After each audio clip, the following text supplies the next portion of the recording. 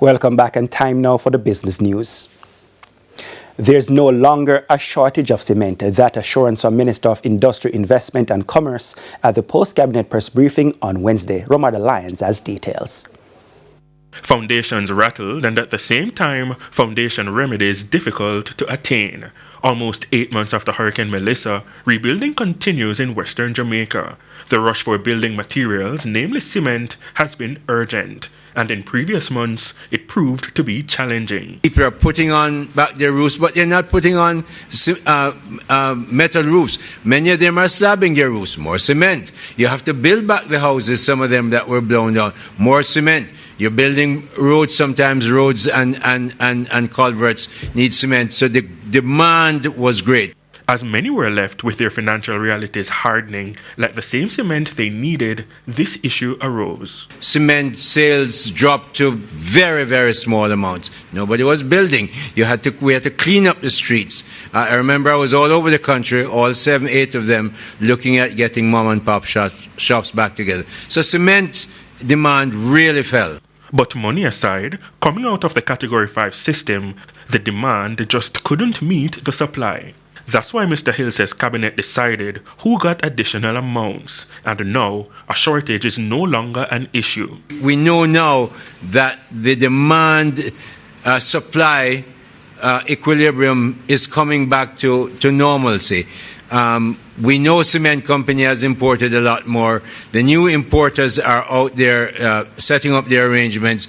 This assurance from the minister. We know that the supply is here to meet that demand. However, that demand is isolated. When the National Reconstruction and Resilience Authority NARA comes into play, Mr. Hill says expectedly the calculations will be very different. Big projects are going to need special amount of cement, and after the projects, those demands won't be there. So we have to put special arrangements, which we're thinking of, and we know largely what we're going to do with the NARA demand, but it's not in this allocation of imports. Mr. Hill adds the local cement producer has been investing in the sector. Last year, the year before last year, they put in between 40 and about $60 million invested in Jamaica, a total now of well over $100 million invested. So we have to have that production ability in our country. Romada Lyons, TVJ News. All categories of fuel will be decreased effective tomorrow. Each litre of 87 gasoline and 90 gasoline will decline by 25 cents. Automotive diesel and ultra-low sulphur diesel will also see their prices being decreased by 25 cents. Kerosene will fall by 25 cents. The cost of propane will fall by $1.61, while butane will decline by $1.60. Each petrol station will make these adjustments to their prices, which include a markup on the ex-refinery rate offered by Petrojam. The JSE index advanced by 3,408 points, while the Junior Market Index advanced by 28 points. Now the winners include Knutsford Express Services, Epley Limited 7.25% shares, Elite Diagnostic, Main Event Entertainment Group, and JFP Limited.